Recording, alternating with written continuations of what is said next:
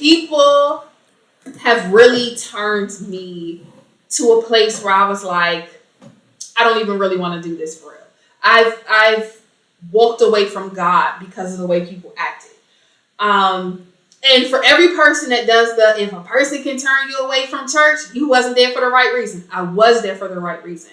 I was there, I was seeking God, I was trying, but his people, if you are a representative of Christ, if this is what Christ has to offer, I ain't want it. Welcome back to Jesus in Therapy Week 2. This week I am with Minister Shanita and Just Antoinette. And this week we are here to get into what happened. Last week we talked all about how we got to Jesus in Therapy and why Jesus and therapy can work together in accordance of both of them. This week we're here to get into the story. So let's start with Shanita's story. How did you get to Jesus? Well, I was in a really, really dark place. And I felt myself spiraling. And I felt lost. And I felt incomplete. And I needed to get out. I was at that point where I was sick and tired of being sick and tired. I was tired of feeling all of those things. And I knew, because I grew up in church, I knew what I needed to do. So I started looking for a church home. I started getting into my word. I started trying to develop a relationship with Christ. And he was there the whole time. And I didn't know that he needed me as much as I needed him. So that's how I found him. I was just really wrapped up in a life of sin, a lifestyle of sin, really. And I was completely lost. And I knew that I was. I was a ball of sin. And I was ready to break free from that. I just made a decision, an intentional decision to follow Christ. Like Shanita, I grew up in church. It just was where you went on Sundays. It wasn't something that I took seriously, something that was real for me. And while I was in college, the Virginia State University, I was invited to a local church, and they served breakfast after service. And so I started going every Sunday for free breakfast. And at some point, they required you to have a program from the service to get breakfast. And I started having to get there earlier to get that program. And started listening to the service, started listening to the ministers that were speaking, and just started wanting to learn more. And it started off as kind of an intellectual thing. I want to understand the Bible. I want to know what God is saying. I want to know who God is. And along the way, I realized, that church wasn't really the right fit for me. And so I found another church that taught the word and deep dive. And while I was there, it stopped being an intellectual pursuit and became a heart pursuit. And I really had an interaction with Christ. And everything became different after that. So now, I still love the learning of it all, but it's a whole different matter now. It's a relationship with God. And so that's how I. Okay. And for me, I'm still new, y'all. I'm still learning. I gotta say that every time. But I think I was in a dark place. And I grew up knowing God, but I don't think I grew up in relationship with God. I knew to pray when things were going bad. I knew that you were supposed to go to church, but I did not go to church every Sunday. We were not raised like that. Matter of fact, sometimes we would go to the movies on Sunday mornings or major holidays, and there's nothing wrong with that. So I think I just found myself in a place where I was lost, and I was searching for something. I was searching for answers, and I went searching everywhere, anywhere and everywhere, under every rock. I was looking for an answer until eventually I think God was like, "You've gone too far. Come back. You've gone too far. You playing outside too much. Come back." And he sat me 100% down until I really felt hopeless. I was like, "Okay, God." One day I woke up, I was like, "Whatever you want, that's what we're going to do, because I don't want to wake up another day feeling like this." And then after that, I really had some strong people around me who really showed me the way. And I followed because I knew I didn't want to keep waking up feeling like that. So hearing everyone's story about Jesus and how we all got to him in a different way, it really makes me start to think about the love that Jesus has. And how we all talk about we're coming, whether it's from an intellectual pursuit or I don't want to feel this way, and how much love and forgiveness he has in his heart to still want these people and still care for these people and have purpose. Tell me a little bit about how you feel Jesus has spoken to you through your purpose. I know for certain that through my walk, I'm not alone when I say that I was lost. So I think part of my purpose is to share that I was there and I was able to get out. A lot of people feel like there's no way out, there's no way up, but there is. There absolutely is. So I think that ties in with my purpose of spreading the good news. That God loves us, that he forgives us, and that we can live a new life as a new creature in him. So that's where I am. And I like how she talked a little bit about him still wanting the imperfect people. Because I feel like sometimes when people hear Christian, they have all of these ideas in their head of like perfect, or even things where they feel like Christians are this or that. And we're going to get into church for in a minute. But Antoinette, tell me a little bit about Jesus and your purpose and how you feel like he spoke with you in your purpose. It took me a long time to get to a place where I felt like I had purpose, where I felt like I was useful. I sit in the third row, count 3 rows, have a seat. I just wanted to be in the room. But for me, I think I'm a little bit on the spectrum. I think a little ADD, a little ADHD. I got a something because I don't necessarily connect heart forward. I connect mentally forward. It has to be logical. And so for me, I like being able to discuss it. I like being able to talk about it. I like for it to be conversational, relatable. And I think part of whatever it is that I have or whatever's different about my brain is that there's people that are like me and they don't connect necessarily with the love of God first. They connect with the word of God first. And part of my purpose I'm understanding is now let's talk about it. Let's put the words together and let's have the intellectual conversations that bring you to a place where you can feel the love. And so I'm understanding that different isn't necessarily wrong. And that's where I think the purpose for me is coming in.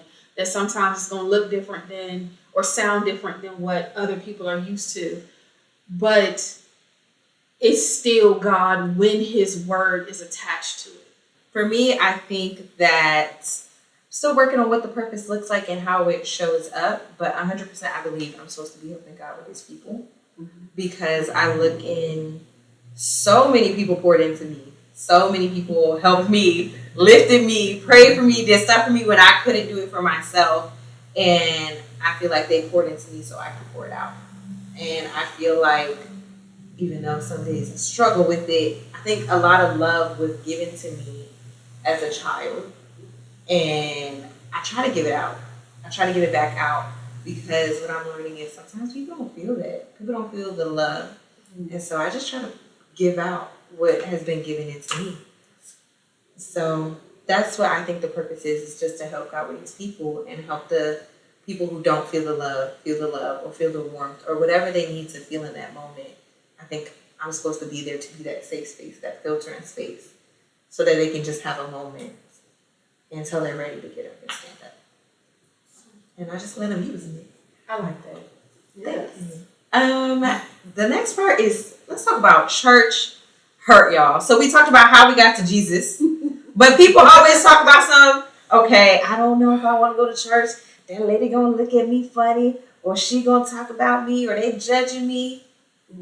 Y'all worried about that. Y'all don't worry about that. Okay? Don't worry about that. Don't worry about that, because guess what?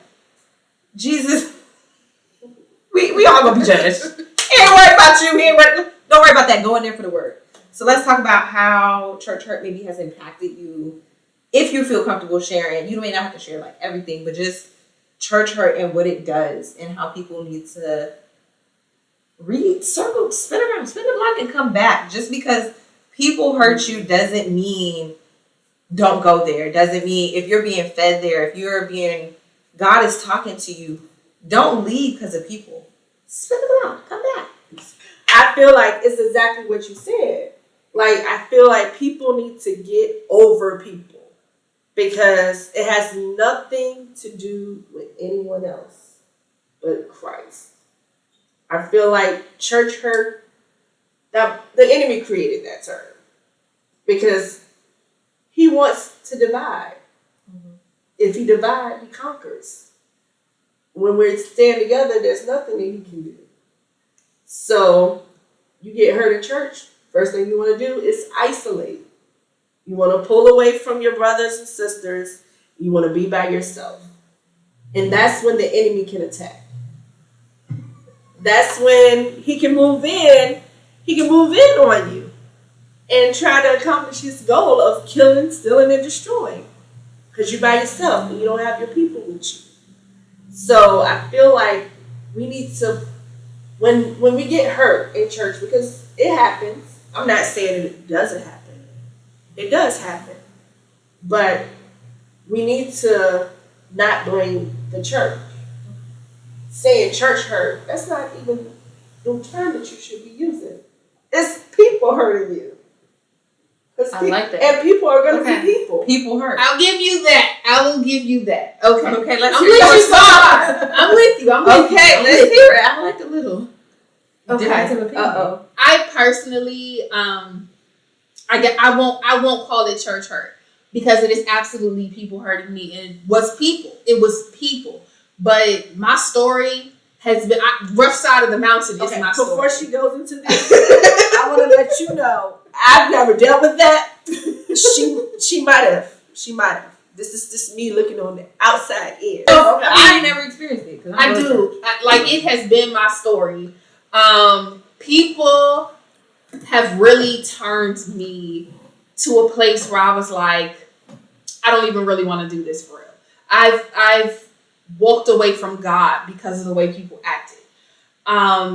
And for every person that does if a person can turn you away from church, you wasn't there for the right reason. I was there for the right reason. I was there, I was seeking God, I was trying, but his people, if you are a representative of Christ, if this is what Christ has to offer, I ain't want it.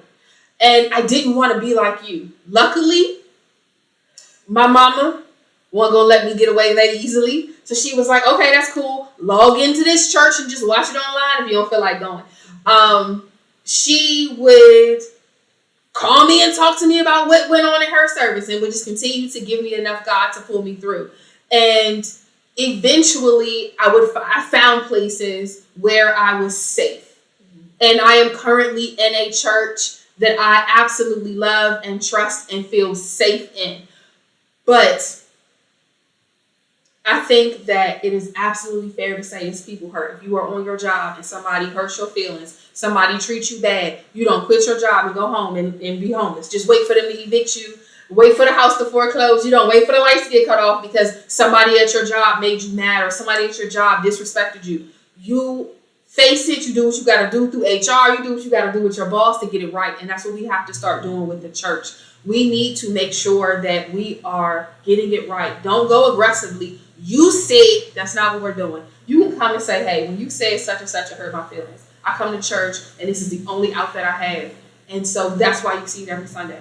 I come to church and I thought I was doing good by wearing a skirt. I was trying to wear a skirt and dress according to the word. I didn't realize I wasn't modest. This is how we've always worn skirts. This is how every woman in my family wears. I didn't learn it different. I think having those conversations makes a world of difference. Yeah. Yes, absolutely. And get right with God first, not the people. Because they his people. He gonna clean them up. So when you kept saying get right, I just said get right with God, not these people.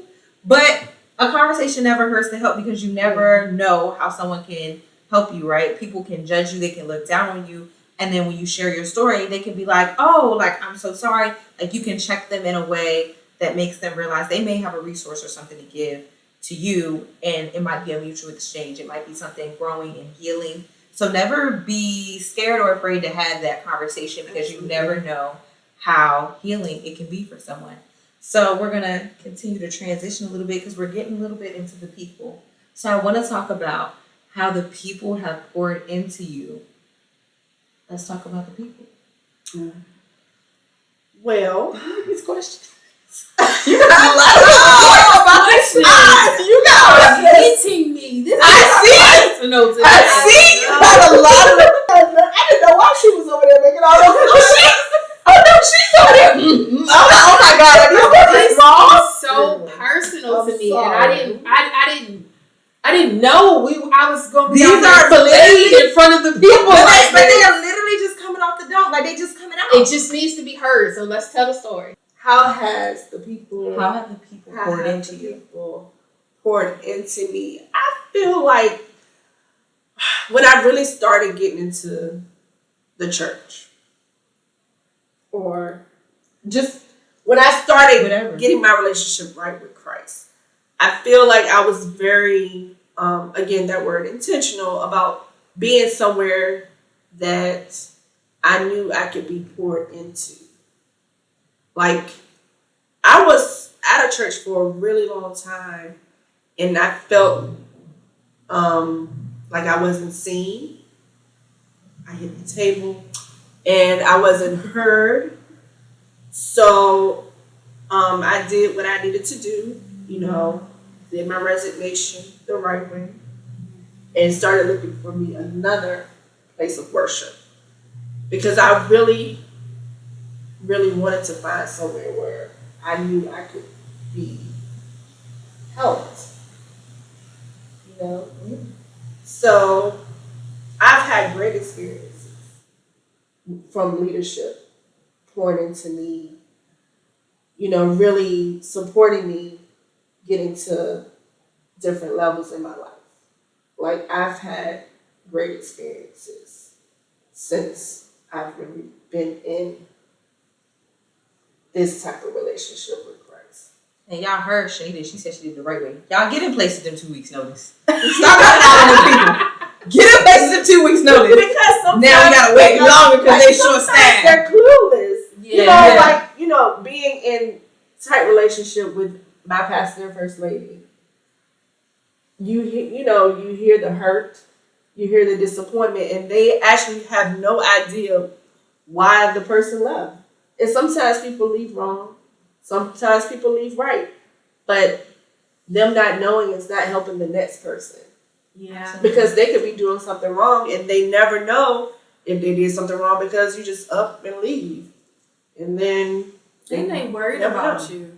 Like, just because the relationship isn't what you thought it was going to be doesn't mean that it wasn't real to them.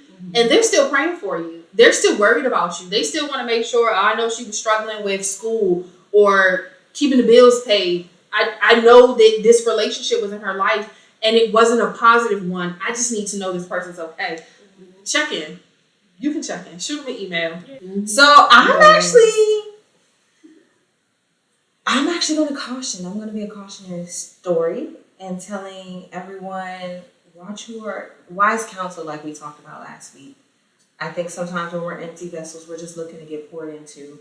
But pray over it first and make sure the people who are pouring into you are supposed to be pouring into you. Because I've had some bad pours. I don't even know if that's a word, but I've had some bad stuff being poured, and it took a lot of cleaning to get that stuff out. So thank God, we found some good people. He got me right, he got it together and still getting it together. But so yeah, have the people poured into you. I love God's people for real, even though they work my nerves a little bit. I love that the people poured into me, because without the people who poured into me over and over again when I was really bumping heads and I was really struggling, Antoinette is one of them, I would be somewhere lost on the streets. Just like, whoa, life is a lot. So, my cautionary tale is be careful who you have poured into you.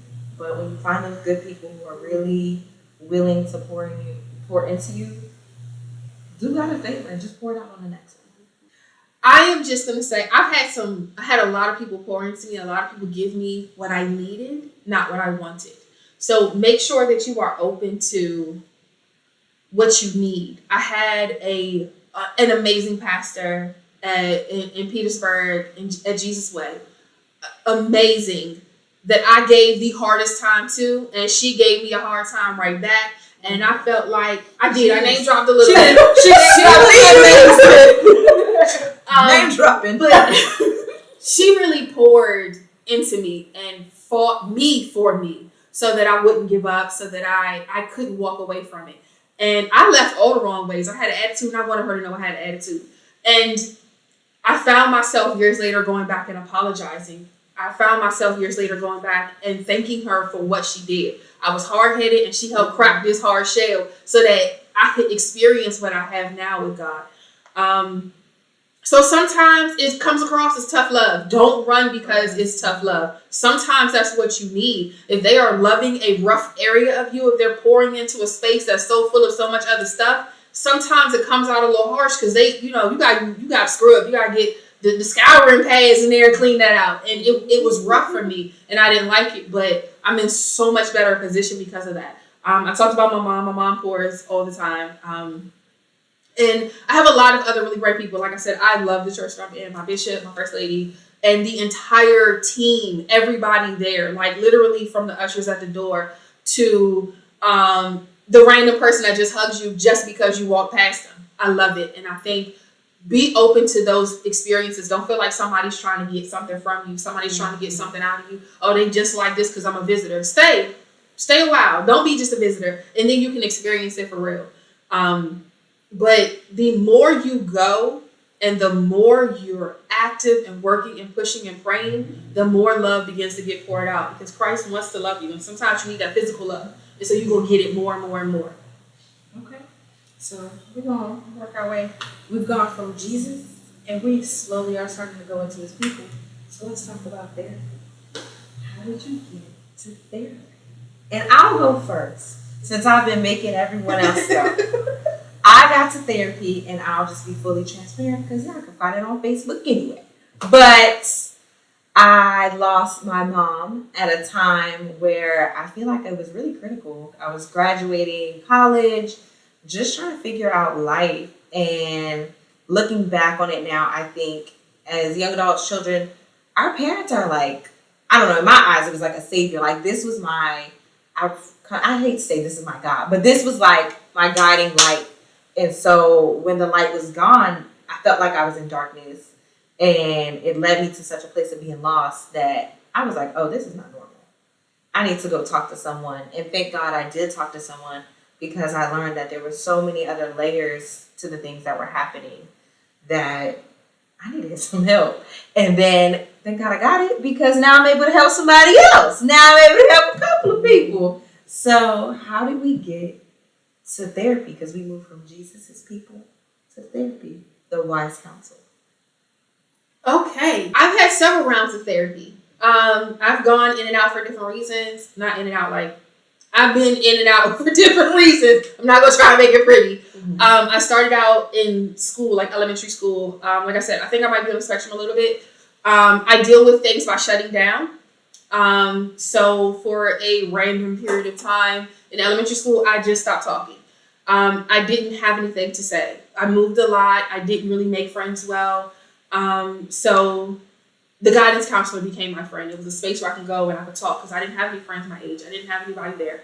So I got an early introduction into having somebody else kind of help you think through the puddles in your mind. I again visited in college. I spent some time in an abusive relationship and I felt that it was necessary to get myself together. I needed somebody to kind of help me differentiate between real love and this crazy. And then my most recent trip was grief counseling. My son passed away a year and a half ago, and it just felt like the place to be. I sat down at this time with a Christian counselor. We prayed together, we talked together, and one of her more famous lines is, "Are you asking me first or are you asking God first? Have you prayed about this first?" And so it was a way of kind of managing my grief so that I could still mom and be an employee and be a wife and help everybody else. I just needed someone like a shoulder to lean on or to cry on at times. And then that's kind of how I got to therapy. I have, several different types. So I have a good amount of experience with it. But that's my overall experience of how I got there. In my young adult years, I visited several therapists because I had issues with, I guess I'll say that here. Exclusive. I had issues. I dealt with wanting to cause harm to myself for a while there, and I knew that I needed to speak to someone. Okay, yes, pray. But I needed to figure out why I was having these feelings so strongly. So that was my young adult years. But my most recent experience with grief counseling was grief counseling. Ooh, look, I'm tripping up. Y'all making me nervous. Was with a grief counselor because I lost my daughter in 2013. And like Antoinette, I needed someone to speak to. I felt like that's what I needed to do before I went back into that mode of depression that I was in my young adult years, thinking that I couldn't live past my pain. So I knew it was important for not only myself, but for my family and my husband and my daughter that is surviving now. Sorry, I don't even know what to say. Y'all got me so nervous. Yeah, I don't know. Y'all terms for that. But y'all don't have to go so deep. I know, but I haven't talked It is about what it is. Okay. It is what it is. I'm just talking. I'm getting to the point. Sorry. No, I just don't want everyone to feel like they have to share. It's okay. If I didn't want to, I wouldn't say it. I'm good.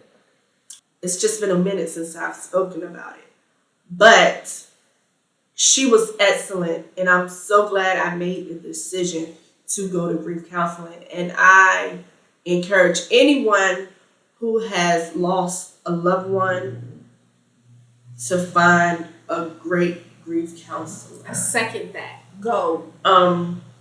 Because till this day, I want to go back to her, and I want to go to several other counselors and therapists because they're just great people to kind of bounce your thoughts to and just to figure out, why am I thinking this?